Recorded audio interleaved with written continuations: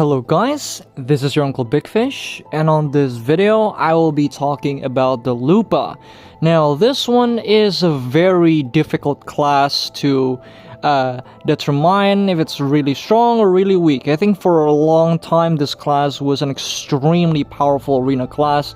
It's a very good class for Black Sun as well. However, the class seems to have dropped in value since the newer more and more broken classes have been added into the game. And because of that, I think that this class is no longer as strong as how we knew it was previously.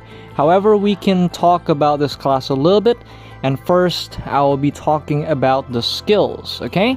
Now, the first one is called Flash. This is pretty much just a farming skill. It doesn't have high base power. It's pretty low. It doesn't really do a lot of damage, and it doesn't really have any branches, so there's not really a lot of use for the skill. It also doesn't have any CC, so that's pretty sad. It does have bleed, and it does have decreased attack speed, but nothing is too amazing, and not really worth talking about. Next will be Compaction. Now this one is, as you can see here, it deals a daze on hit and then a knockback on the last hit, which you can see here, like so, yeah? So you will daze someone like so, okay? Now if you see here with the skill combos, if you use the Flow Claws of Rage, which is actually I'll talk about it later. We'll just talk about the skills first. Now this is what the skill does, yeah? So first I will do a daze into a knockback. Now this one is pretty good because it makes it uses the time of the daze that you get from your opening skill, and it maxes out the damage during the daze. So it's actually really good. However, if an enemy gets a resistance, now that is where, yeah, things go bad really quickly. There's not really a lot of time to react if this thing fails to knock back. But aside from that, I think the skill is really good. It comes very quickly and it does have very low cooldown. As you see there, 4-second cooldown, very short. So yeah, very good cooldowns on this skill. It has a pretty high base power. Let's just do the rough math here and see how much it does. Let me check real quick. Okay, calculator. We'll see how much it does. It gets about 13 per level, so 13 times 10, that's 130. So 130 plus 402, so that's 532. Okay, 532. We'll multiply that by 2, that's per hit, and then it gets 2 hits in total, so gives you a total of 2,128. But then you get this one, Flow Thunderbolt, applies 150% damage of Compaction. Now, I'm not quite sure how to calculate this properly because it might be an additional 150 flat off from the base power, or it's just applied as the second hit. So let's just do this thing real quick. So no, it's actually an additional one, yeah? So pretty much 2,000, and you're gonna add another, let me check real quick. This thing deals 1,500. So the skill in total is a 3,628% damage skill, which is in hindsight pretty good. However, it takes time for the whole skill to come out. As you see here, it takes a bit of time. Yeah, it takes a bit of time to get the whole skill done. So although the base power is high, it takes a lot of time. It's not a burst type skill, it's a DPS, yeah, it's a DOT, damage over time. So it takes a bit of time for the whole damage to come out. So that's the first thing, yeah? This is going to be one of your main stabs, or your super tier attack power, or your high damage filler skill. It does have Labrave branches and all. I do recommend using Labrave on this one, because if it crits, it's a pretty big deal. And I think the 10% extra might be kind of lacking, because the skill's base power is not extremely high in terms of per hit. So it's like an additional maybe 56% per hit, which is not great. So pretty much the Labrave might be a better choice if you like to gamble, but all is not bad as well. It does have decreased DP, so this makes your enemy softer. This goes all the way to, if I recall correctly, 40%, I think, yeah? No, 40 DP, yeah?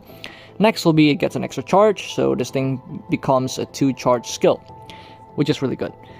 Next will be Dark Spire. Now, this thing is your opening skill, and it goes like so. And what you can do is you can actually stall the second hit. So it goes like this if I quick cast it. Yeah, and if I want to stall it, you can actually stall it by a bit. I'm not quite sure how long you can stall it, but you can do this, and yeah, you can do it a second hit. So you can stall it for a little bit. Let's just check how long I could stall that. Yeah. So that's very, very long already. That's about half the timer. Let's do that. Let's try make it to the 3/4 the time. That's half, so that's not...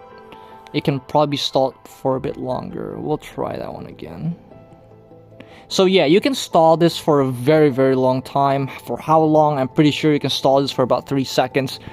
Absolutely broken. Yeah, very, very broken. I think you can stall this for a little bit longer, because I actually did like 3/4 there and it's still stalled out. So let's try this one again. We'll wait a bit. We'll see the timer. It goes to 9 o'clock and I'll press it again so it can't. So I think the maxed out one would probably be at the 7 o'clock mark. Yeah, 7 o'clock mark. So pretty much that will stall out for about 4.5 seconds, give or take. That's 6, 6, 6. That's 1, 1, 5, 1, 5, 1, 5, 1, 5. So that's 1, 5, 3, 1, 5. So about 3.5 seconds. Yeah, you can stall this for about 3.5 seconds all the way to about 7 o'clock, like so, on the cooldown timer. That's very, very strong. It means you can stall out the skill. You can go like this, and you wait for someone to come closer, and then you can use a second hit, use your other skills, and then you can go back to using that skill again. So this enables this class with a lot of outplays. And for those that don't know, this skill have an incredible location desync or bugged hitbox, similar to the Titan. So this thing actually, if you haven't seen, you can see on my Windwalker video, I think, I got hit by this skill from very, very far away. So say like I'm gonna use the skill and I'm gonna target this lamp or this torch here, yeah? So I'm gonna go all the way here. Let me just desummon the wall first. If I do it like so, and I try to... if you're standing right here or something, you probably still get hit. So that's actually really, really bugged out, yeah? It's a very bugged class. So that's actually one of the things that really irritates me, because this class can hit you from places you don't expect. Because you might think, oh, that's not gonna reach, but then it does, which is super weird, yeah? So, yeah, that's what it does. It has a stun and daze. First hit stuns, the second hit dazes. So it's really, really nice, yeah? Very, very nice stuff. Now, what do we do next? Now, this Dark Spire is really, really strong. It gives increased DP, it has Serret branches, and the base power is pretty low, so you can go Serret on this one just for, like, so you can heal a little bit while you're engaging on an enemy. The all will not really do anything because it gives like a flat 10%, and the skill's base power is already low to begin with. So adding 10% to an already low base power skill is pretty redundant. Using Serret will be a lot better. You can use this to run away, so you can actually heal while you're running away. So that's actually really strong. Next, let's talk about Gravity Bolt. Now, this one is another really messed up skill. Now, if you see here how much it does a 15% decreased movement speed debuff, it does have increased DP, so you're tankier, and also it inflicts a burn. Now, what people don't know is, you can actually cast this thing, like so, and you can walk. And while those are still, as you can see, they're still flaring up, it CCs. So pretty much in the arenas, although this skill has no immunity, if you're standing inside and someone CCs you, they will instantly get CC'd the moment they're doing their combos. So this thing works as a pseudo Stormfall of the Wusa. Like, this is the closest thing we have to the Wusa Stormfall really idiotic mechanic where it CCs you even when you get CC'd. It CCs your enemy while you're even CC'd. So this thing was what we had previously. And this is very, very broken stuff. Now, what you can do with this thing is you can actually half cast a skill. So what you will do is you will cast it and you will wait like 0.4 seconds and then you can cancel it and like so, and it will still come out. Similar to the Wusas, but this one still does have some cast point, which makes it a lot better, like so. Yeah? So this thing will summon on both you and the Heilang. So this is actually quite strong, yeah? You can actually do this. You can actually use this and it will summon on both your place and the Heilang. And the Heilang's version does not have cast points. So I can actually do this and I will cancel it, and the one on my location will cancel, but the one on the Heilang will not be cancelled. So you can actually do this instead. Look, I'm gonna do this and I'm gonna cancel it out. Sorry about that. Let me just try again that one real quick. Alright, so we can do this. Like so. I cancel it, but the one on the Heilang is still summoning. But the one on my part is cancelled. So that is something that you guys can do to cheese things out. It's very, very strong, yeah. It's a very, very strong mechanic. I think any skill that CCs enemies while you're getting CC'd, or continuous passive CC, has always been a very strong mechanic in the game. This enables you to buy time, but just by staying inside of it, and if an enemy comes, they'll get CC'd and they can do a full combo on you. So it's very, very strong. Next will be Lupine Pounce. Now this is your invincible skill. This is also a mobility skill, so you can use this to run away, like so. However, it does not have lingers. Now that is something you need to know. The skill does not have lingers, so you can do this, and you see there, it stops immediately. The moment I arrive, it has no more lingers. It does have a very tiny bit of linger, maybe like 0.2 seconds or so, yeah, like so. It has near to no lingers, so you might want to move immediately after you use this skill. Alright, it is a pure iframe skill. This class does have this Heilang Lupine Pounce super armor ring skill, but you're probably not going to be riding the Heilang while you're in the arenas, so if it's on the arenas, it'll be a pure super armor, but if you're in field, it will... if you're not on the Heilang, if you're not riding the Heilang, you'll be on invincible instead. So that's actually really, really good. Now, next let's talk about Maul. Now this one is a grab, and what this works is you need to have the enemy perpendicular to where you and the Heilang is at. And if an enemy is between you two, you can do the grab. Now the grab looks kind of like this, like so, yeah? So the grab has pretty good range, and the grab duration is pretty long. One of the longest grab durations in the game. An enemy will not stand up. Most grab skills have about 1.5 second bound time. This one has 2 seconds, so it lasts longer than other grabs. The enemy stays on the ground for a much longer period, and this was tested, so you can keep my word on it. This thing is pretty broken, yeah. Pretty broken. You can do a lot of damage while the enemy is being grabbed, yeah. Alright, so next one will be Hotspot. Now this one, as you can see here, it's just a farming skill. Doesn't really do much, the base power is pretty low, and that's it. It doesn't have any particularly good merits. The damage is, I would say, not too horrible, but it has no immunities, so there's not really any point in using it. Now, this thing does give you crit chance, and also decreases enemy DP, so there might be some uses for arenas, but in most usable sets, we don't really use this skill. But you can, if you have weird sets and you want to try weird stuff, you can try use the skill. It's not too bad. It doesn't knock down a last hit, so you can probably use this after a knockback, or you can use this after a daze. Yeah, you can experiment. Next will be Beck and Call. Now this one is one of your main immunity skills for arenas. It has 2 charges. It slows the enemy down by 15%. It does have Fort Guard or Super Armor. You can switch between the two. And it heals. Now this is the part that makes this very, very strong. Now if you look at this, I'm going to use this skill right now. This thing is very strong. It has a pretty good linger. Yeah, that's pretty good linger there. Pretty good linger, I would say. But the main thing is, it heals. Now, how much does it heal? Let's just check here real quick. Damage recovery numbers turned on. And if you see there, it heals 3 separate casts. Alright? That's 3 separate healing. And how much does it heal? Let's check. I actually haven't tested this one, so I need to find out about that as well. So this one is 220, so 15 per level. 15 at level 2, that's gonna be 15 times 4. 15 times 4, that's 60. So 205 plus 60, that's 265. 265 times 3, that's 795 healing. So that's actually pretty nice, and also because this skill does have low cooldown, and it is a forward guard skill. So essentially in the arenas, if you're not against a class that has good forward guard break, this skill is pretty much a free healing skill. It does deal knock up on hit as well, which is with the best of the tier 3 CCs, being knocked up, knocked down, and bound. This is the best one. So yeah, the skill is really good, a very low cooldown. Yeah, and it has a healing, so this class can be played in a stally method, pretty similar to Lancer, I would say, but probably not as good. Yeah, this thing is really strong. It is a very strong skill. It has very good lingers, and it has very low cooldown. And the base power is not bad. Let's just check that one real quick, alright?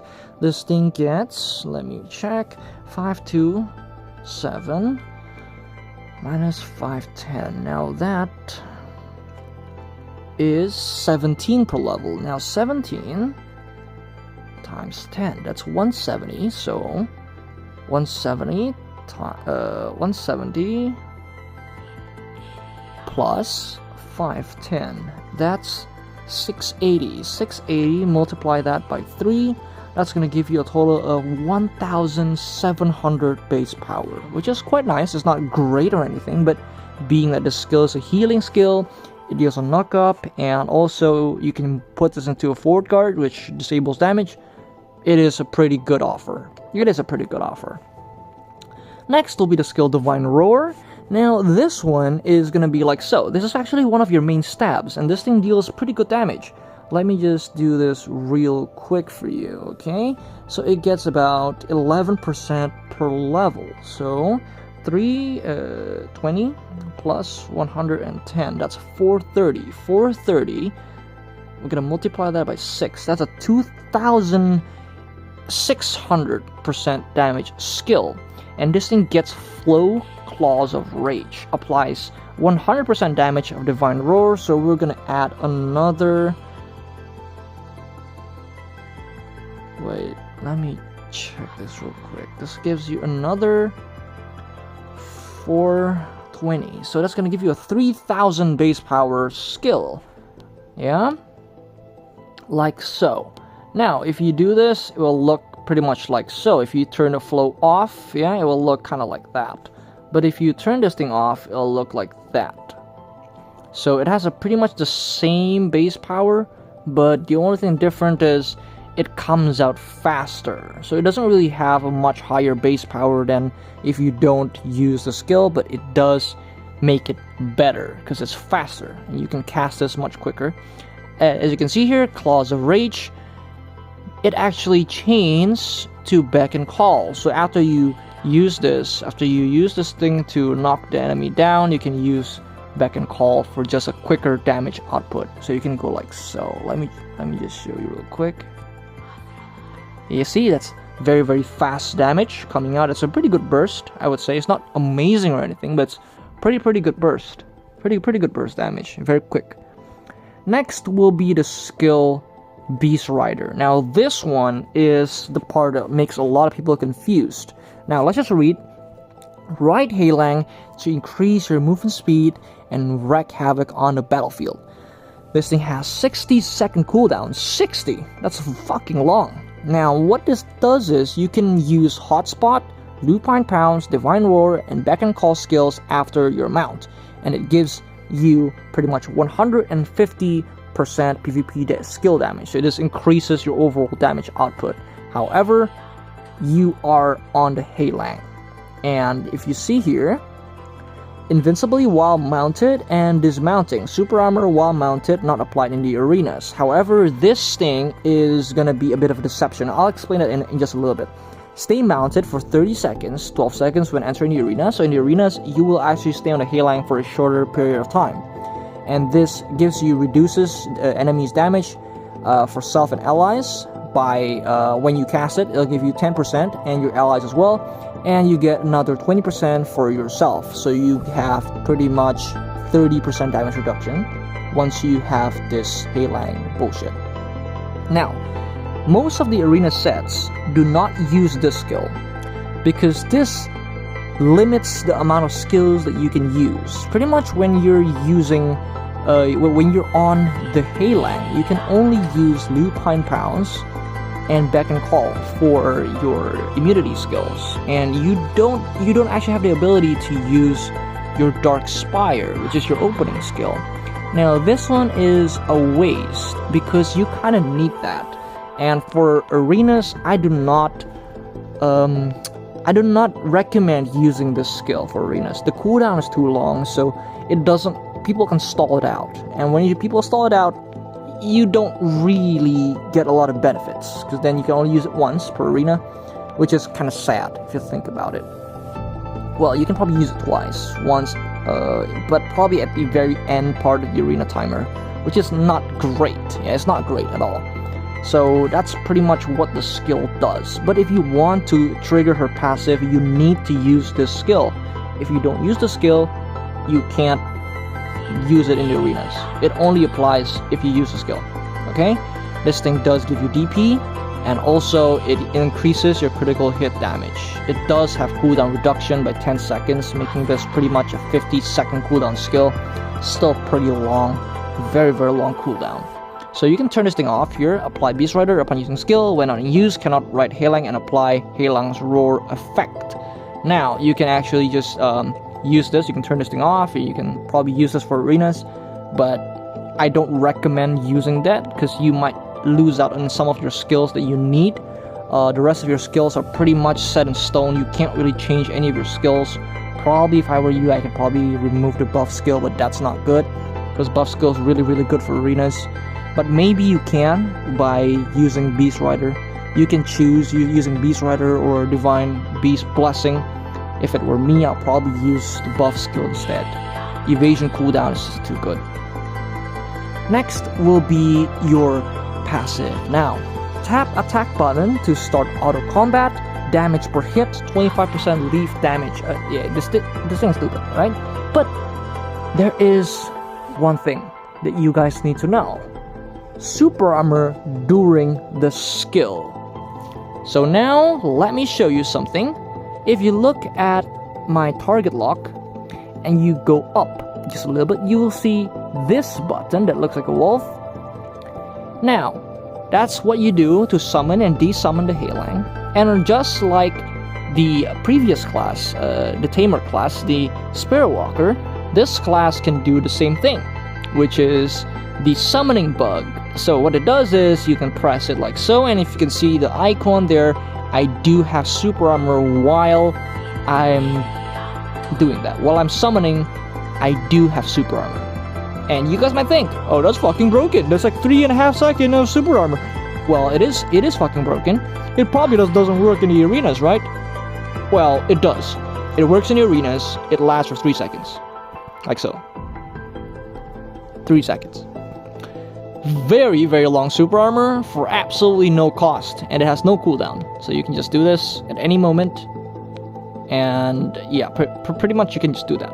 Yeah, you can just go to a corner somewhere, press this, and if someone gets close to you, you can use the summon, you get some super armor, and you can run away. And yeah, pretty much you can just do that, and that kind of makes it really redundant if you think about it, because it means that this class have pretty much perfect immunity. You just need to disengage just a little bit and desummon, and by the time that when the enemy comes close to you, you can summon it again, disengage, repeat. You can do this indefinitely, which is very strong. And one of the reasons why I think this LUPA is a very broken class. However, after a long talk with Avarok, by the way, Avarok will be the one featuring this LUPA class later on for some arenas. That's pretty much what I want to tell you guys about. This LUPA, in my opinion, is a phenomenal Black Sun class. For arenas, the class is still good. However, there are so many stronger options that really destroys the class. The class doesn't really have a lot of weaknesses, I would say, but it is pretty weak to trading in particular, especially with a lot of full regard break, because this class isn't exactly the tankiest class in the world, and it also doesn't have the best trading power. It does have amazing trading due to just back and call, forward guard, healing, but aside from that, if you just keep on getting chipped down, the class just doesn't have a lot of ways to reset. Now that is one of the things that is kind of lacking. Grabs also pretty much destroy the class. The class doesn't have a lot of anti-grab. So if you see here, Dark Spire, which is your opening skill, does not have anti-grab, and then your other skill, Back and Call, this one doesn't have anti-grab as well, and that's pretty much it. The only anti-grab you have, reliable one, is Lupine Pounce. So this is something that you need to think about, okay? You need to think about this. Like, none of your skills have any form of anti-grab aside from your Lupine Pounce, and probably one more would be on your grab. So you need to grab someone while they're trying to grab you, and that will cancel like each other's skills, which is super weird. But yeah, it is how it is, and unfortunately, well, that is how the class is designed. Now I have a video, a clip from Avarok, they'll be uncut, of Avarok's Lupa. I hope you guys enjoyed it. I think Avarok told me he hasn't played the class in a long time, so it might not be as convincing as how most things are, but I hope you guys enjoyed the video. Avarok is a phenomenal player and one of my members from Coral Reef. Shout out to him, he's my brother. And if you guys want to learn some Lupa stuff, you may ask him some questions on the comment section down below. I will let him know to reply on those when he finds the time for it. Hopefully you guys enjoyed today's video, and I'll see you guys again very, very soon. Bye. 기억해줘 나의 모습 아직도 난 널 부르고 있어 기억해줘 나